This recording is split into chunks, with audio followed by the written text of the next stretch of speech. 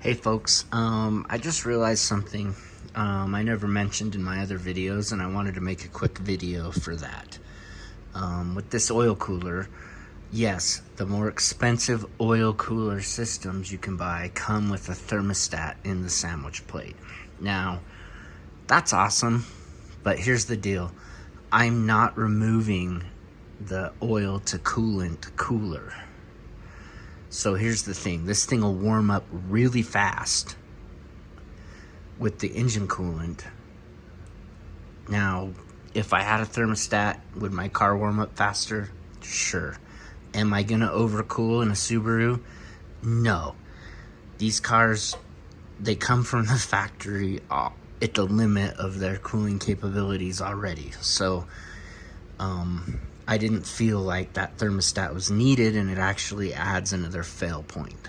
So my plan for this car, what I'm gonna do with this car is open road racing, Silver State Classic. Google it if you wanna look into what we're doing. It's a 100-mile time distance rally race.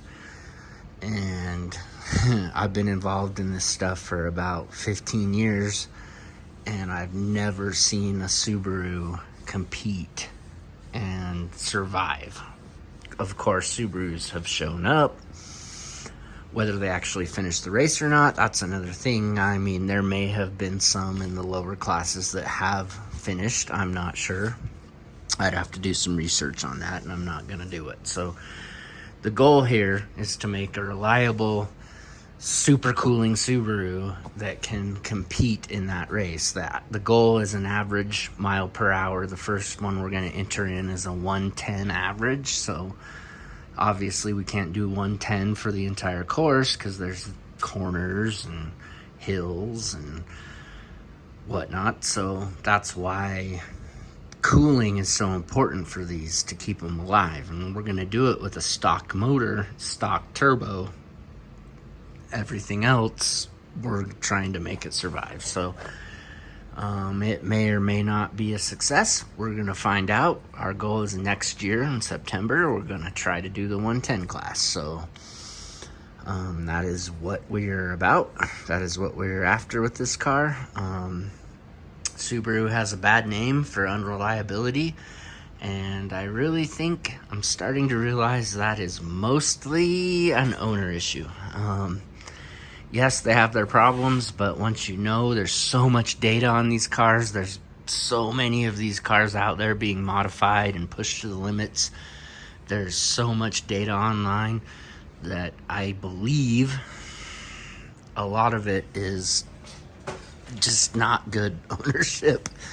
I don't want to call anyone out, but, you know, there are things to these cars. You know, you can't go 10,000 miles on oil change on these cars because they'll run out of oil. Other than that, I think the EJ25 is actually a really good motor. I mean, it has its problems, but like I said, there's so many of them out there that we've figured out things like the cylinder 4 cooling mod, changing the oil all the time, keeping them cool. That's the biggest thing. So we're gonna give it a whirl. It could end in disaster. I might be the guy that says, oh yeah, I'm gonna buy an Audi.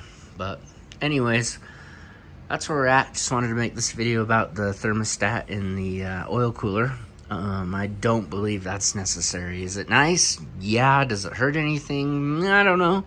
For what I'm doing, I want as much flow as possible and the least amount of failure points I can have. So yeah, that's why I went with a no thermostat sandwich plate. Anyways, thank you very much, guys.